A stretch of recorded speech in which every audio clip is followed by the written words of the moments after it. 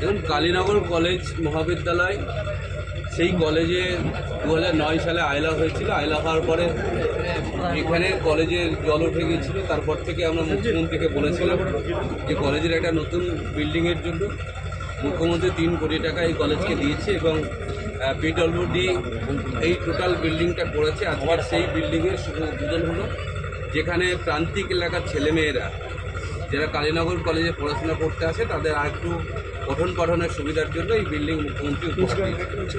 এর ফলে কতটা ছাত্ররা কতটা উপকৃত হবে? দেখুন, এখন তো অনলাইনে ভর্তি হচ্ছে, বিভিন্ন জায়গা থেকে ছেলেমেয়েরা আবেদন করে।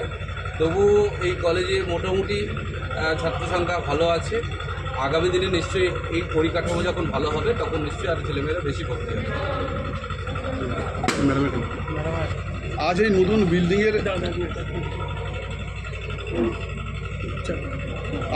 বিল্ডিংয়ের শুভ সূচনা হলো। এর ফলে সূচনা এই যে 3 কোটি টাকা দিয়েছেন সরকারিভাবে, এটা কোন দপ্তরের টাকাই দিয়ে এই কলেজের এই উন্নয়নের আসছে?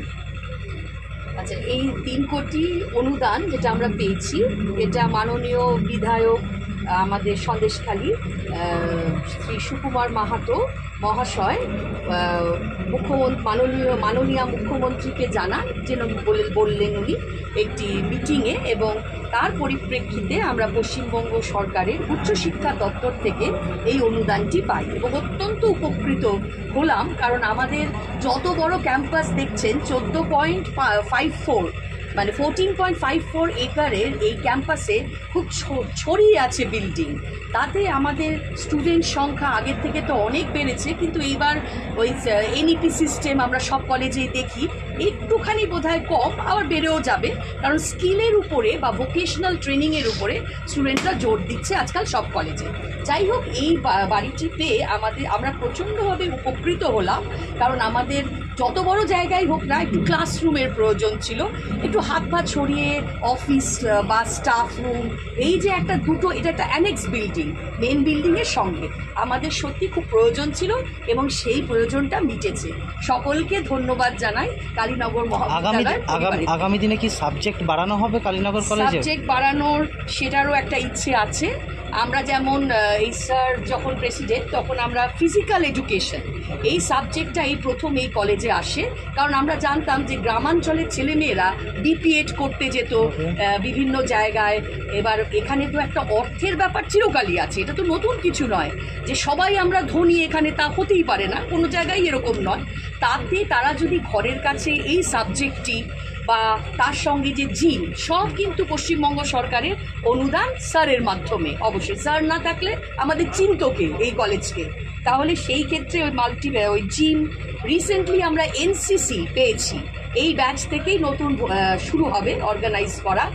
আর এই রকমভাবে আমরা এগিয়ে যাচ্ছি। আমরা নেতাজি সুভাষ ওপেন ইউনিভার্সিটিতে মাস্টার্স পড়ানোর জন্য 3টে সাবজেক্ট, সেও শুরু হয়ে গেছে গত 2 বছরে। আর সবার উপরে আমরা ন্যাক করাতে পেরেছি, যেটার সঙ্গে নিশ্চয়ই এখন সবাই ফ্যামিলিয়ার। 39 বছরে গিয়ে কালীনগর কলেজ কিন্তু স্বনির্ভর হলো যখন সে ন্যাকে একটা বি গ্রেড পেল। ন্যাকটা হচ্ছে ইউজিসি একদম সেন্ট্রাল থেকে এটি হয় গত বছর মে মাস 24 সালে। এইটুকুই আমরা দেখি। আগামী বছর ডিম্যান্ড অনুসারে আমরা কিন্তু আরও সাবজেক্ট খোলার ইচ্ছে আছে, কারণ বাড়ি পেয়ে গেলাম, এখন তো আর সাবজেক্টের কথা ভেবে লাভ নেই যে কোথায় ক্লাস করাবো।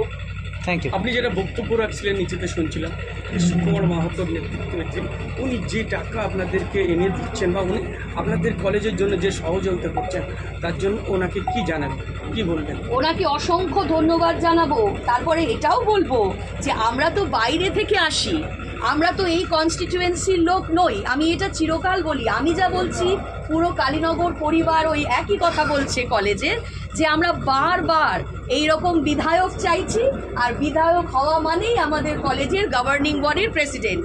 এইটা সারা সন্দেশখালীর মানুষের কাছে আমাদের আবেদন রইল, আমরা যেন বারবার এই বিধায়ককে পাই। বিধায়ককে পেলে তবেই তো গভর্নিং বডির প্রেসিডেন্ট।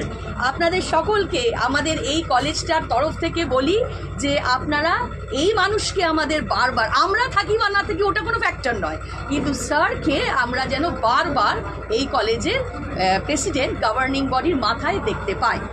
Thank you.